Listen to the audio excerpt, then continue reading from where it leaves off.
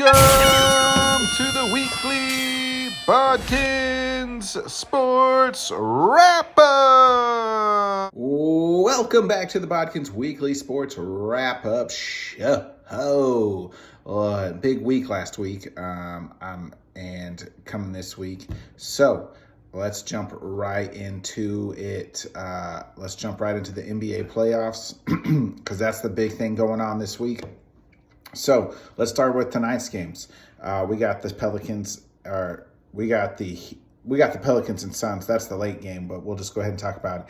This series has shifted really bad. Booker is out for probably the rest of this series. Can the Suns prevail? It's 2-2 right now. Pelicans right now. Brandon Ingram's looked like the best player on the floor. I like the Suns to win Game 5. I like the Pelicans to win 6, but I like the Suns to win Game 7. That'll happen before we talk next week. So I like the Suns in 7 here. I predicted them to win the series before. I didn't think it was going to go 7, but hey, didn't think Devin Booker was going to freaking hurt his hammy. So he's out. Suns have been struggling without him. Chris Paul's been trying to pick up the slack, but Brandon Ingram's just been tearing him another fucking asshole out there on the floor, and he's been the best player on the floor since Booker's been out.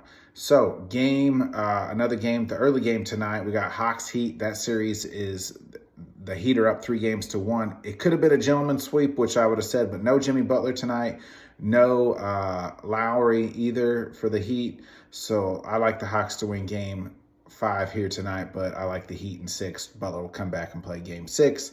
The Heat will win, series over. And then also another game tonight, we got the series is tied 2-2, Wolves and Grizzlies.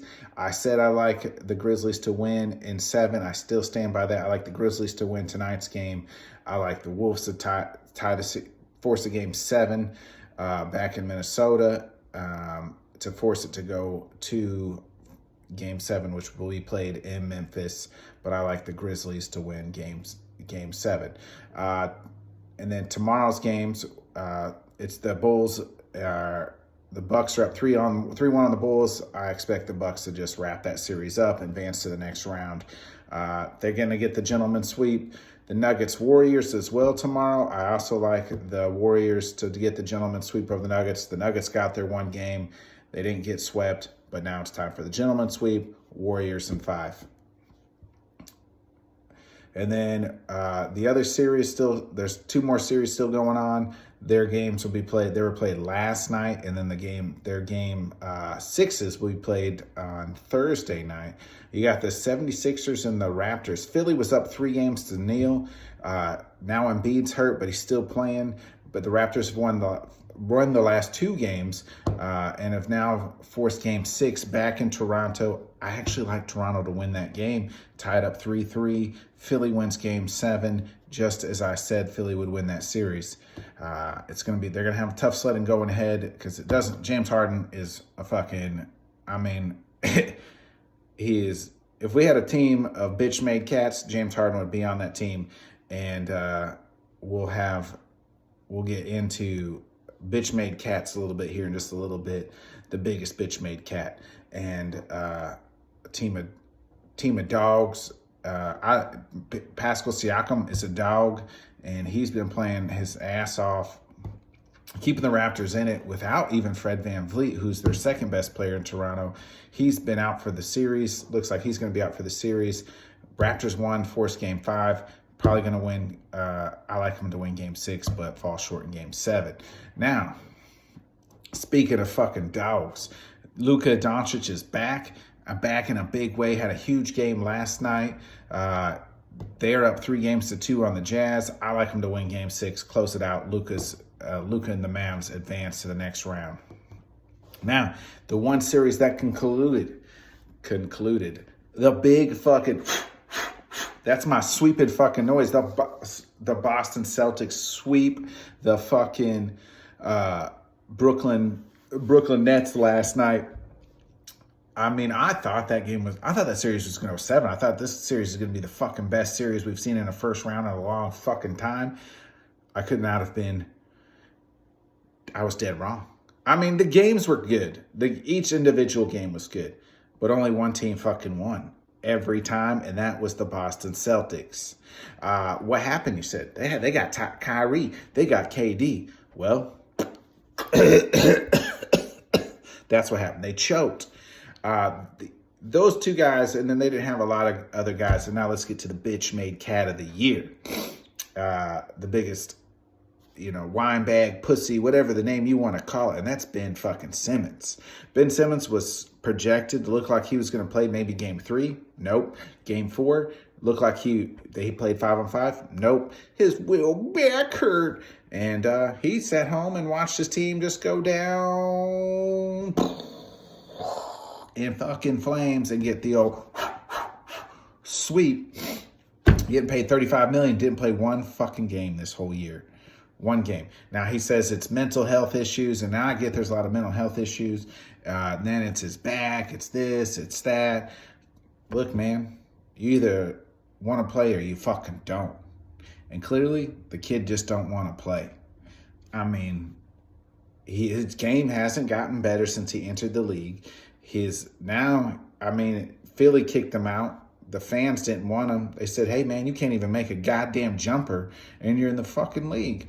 And then he gets to the Nets, and everybody's like, hey, he don't even really got to make jumpers. Like, he just got to guard, play good defense, play his game, and let KD and Kyrie couldn't even get on the court because he was backwards hurting.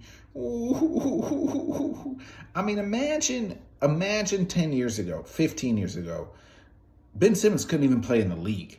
I mean, Jordan and them guys, Kobe and all them and them cats, like, I get those are different breeds of dudes, but even like in the 90s and the early 2000s, like, those cats were different. Those guys were different. They were tough. I mean, they played through some shit. And the league was a lot different, physical and demanding. Ben Simmons couldn't survive. He can't survive in this soft-ass league. Where you can't even touch somebody without it being a flagrant fucking 2. Ben Simmons, you, sir, are pussy of the year. So now let's talk, we get into, that kind of wraps up our NBA talk. So let's talk a little bit of baseball here. Nothing really major happened this week. Two big things I want to hit on. Miggy Cabrera, 3,000 fucking hits, over 500 home runs for his career, but reached 3,000 hits. Give it up, tip the cap for Miggy Cabrera, Miguel Cabrera, the Detroit Tigers. The dude has been playing since 2003. I remember when he was beating the fucking Cubs and Yankees in the playoffs in 2003 when he was a left fielder. And now, here we are, almost 20 years later, guy's still going, still playing his fucking ass off, still getting hits. I think he's almost underrated. It was a Triple Crown, hit for the Triple Crown. He's not talked about, maybe because he's in fucking Detroit and they're fucking shitty all the time and he makes a shit ton of money. He took money over winning. I mean, Detroit has had some decent years. They made the playoffs or made the World Series with him when he was on that team in 2006 when the Cardinals won. They made some runs, they just never won anything, and they've been awfully fucking shitty the last 8 years. So 8 years plus probably, they've been real fucking bad. But I mean, tip the cap to Miggy Cabrera, man. Guy's been at it a long time, still hitting, still. Albert Pujols had 10 best years of baseball that only Babe Ruth could hit. Miggy Cabrera's done it for 20 years. Now, some of those numbers obviously aren't as Albert, but as a whole, Miggy Cabrera doesn't get as much love as guys like Albert Pujols. Even guys maybe even Mike Trout, I feel like. And this guy was a Triple Crown, multiple MVP. He's a bona fide first ballot Hall of Famer. Give it to him. That's for sure. Tip the cap again to Miggy. I mean, he's one of the best baseball players of this generation, and I don't feel like people talk about him enough. I feel like he's still underrated, undervalued.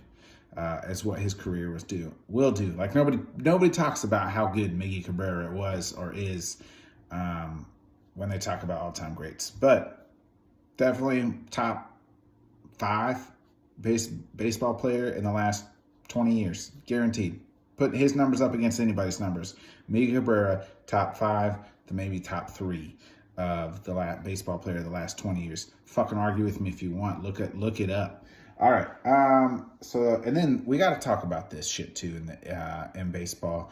So over the weekend, Yankee fans decided they were going to throw some fucking shit at I'm about to say the Indians, but the Cleveland Guardians, formerly known as the Indians, in case you missed that. But they were throwing like debris, trash at the Guardians. Here's what I hate. We went almost a year and a half, we'll just say, or over a year plus, where we couldn't fucking even attend live events.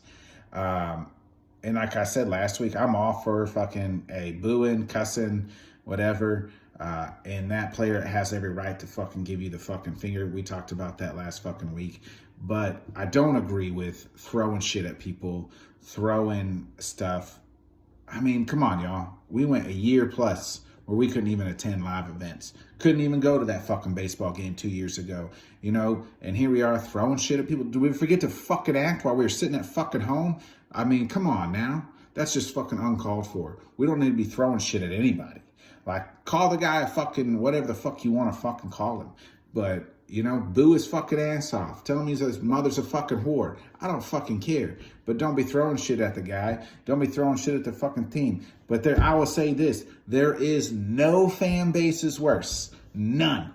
Absolutely the fucking worst fan bases in all of sports. New York fans. Philly fans. Boston fucking fans. You three fucking fan bases are the absolute fucking worst fan bases in all of sports. You ever run into a fucking Yankees fan, a New York fan, a fucking Philly fan, a fucking Boston fan? They're all fucking goddamn annoying. I mean, Yankee fans get a little bit because they won 27 fucking World Series. I used to fucking know this fucking Yankee fan. Why they call it the World Series when it's played in New York every year? Huh, son? Huh, son? Yo, well, guess what? The Yankees ain't done shit in a long motherfucking time now. So let's talk about that. Anyway, so that, hey, let's learn how to fucking act, people. I've seen it too much going on here. We need to fucking make sure, hey, we're taking advantage of the shit. We didn't have it. We didn't have fans. We were able to go to games for over a year. We should be on our best fucking behavior. Remember that. Remember, we were sitting at fucking home, couldn't even watch anything. Had fucking auto-tuned fucking fans in the fucking cardboard boxes and shit. Get the fuck out of here.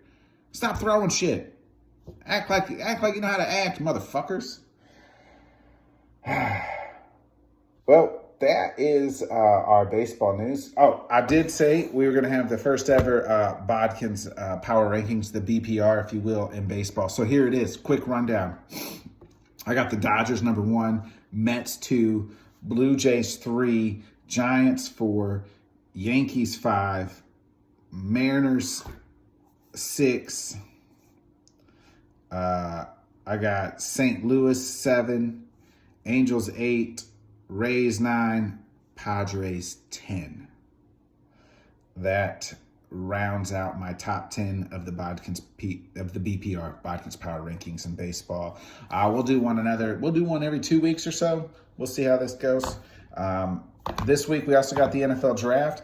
I was going to give you my mock draft, but then I decided that's just way too much fucking work and I got time for that. So, but I will say this. It looks like Tavon Walker, the Jaguars are going to select Tavon Walker. It's weird because Adam Hutchinson was supposed to be the number 1 overall pick the last few weeks. That has now changed in the last day or so. It looks like it's going to be Walker. Hutchinson now looks like he's going to fall right into the Lions' lap, which the Lions will be happy. Michigan guy going home to Detroit. They need a pass rusher. Looks like he's going to Michigan. The third pick of the Texans, that's where it gets interesting what they'll do. Will they take Neal? Will they take Sauce Gardner? A couple of the guys. I don't think we're going to see a quarterback taken. Maybe the Panthers take Willis. I don't really think they do, man. I mean, every person has, you listen to any of these talking heads, experts, they all say this quarterback draft class is weak. Now, probably everybody will always reach for a quarterback. I still think 2 to 3. I think Pickett, Willis, definitely go in the first round, but nobody has first round grades on these guys. I mean, they said last year all five quarterbacks had higher grades than these guys. Nobody has a first round grade on anybody here, but somebody will reach. It could be the Panthers. I like the Steelers to take one if Kenny Pickett falls to them, or maybe they trade up out of that in the 15 range. I definitely don't really see a quarterback taken in the top 10. But hey, we'll see what happens on Thursday night. Other news, we got UFC. Last week was a shitty ass card, but Jessica Andrade won. And their main event this week, huge main event, that bantamweight title implications. I think the winner could, like, this is like a title eliminator. We have Rob Font and Chito Vera. I like Chito to win. Rob's on a down streak. He's lost his last two fights, I think. So Rob needs this one, but Chito is on the upswing. This is kind of that, hey, who's going to get to that top 5, and then probably needs one more fight to get to the title. But I like Chito in this fight. And then last week also, we got to talk about Tyson Fury real quick. Tyson Fury 6-round KO over Dylan White. That was actually Tyson Fury's allegedly last professional boxing fight. It looks like he's going to retire. And now, the dude's made like $43 million off of that fucking fight. Now he's going to do some WWE work, it looks like. And then once Francis Ngannou, the UFC heavyweight champion, is fully healthy, those two look to do some sort of boxing mix. It looks like it's going to be, from what Francis has said in interviews and what even Tyson Fury has said, is like they want to make it to where it's uncomfortable a little bit, even for Tyson Fury, so that they might do some like 8-ounce gloves instead of the boxing gloves, which are 10-ounce gloves, but 8-ounce UFC gloves. So maybe even with the open hand. So that'll be interesting. Even like Francis said, maybe they even go like barefoot or something like that, just to get Tyson, it's something with the MMA, but not grappling. So I'll still watch, because I think it's going to be a hell of a fucking, technically it's not going to be a great fucking fight, but it'll still be fun. Somebody's going to get knocked the fuck out. It'll be a good, interesting fight, right? Anyway, that kind of wraps it up for this week. We'll see what happens with the draft on Thursday. Finish out round 1 over the weekend here, and the NBA playoffs round 2 will start next week, and we'll get a little preview of that next week. Baseball. Still got 162 games to go. We'll kind of update you on the big stories as they come and go each week. I'm not going to break down every fucking series or every division all the time, but I like to just talk about the major events that had happened in the past week in baseball. So if there's something else you guys want me talking about, let me know. Make sure you like, comment, subscribe, share. We'll see y'all next week.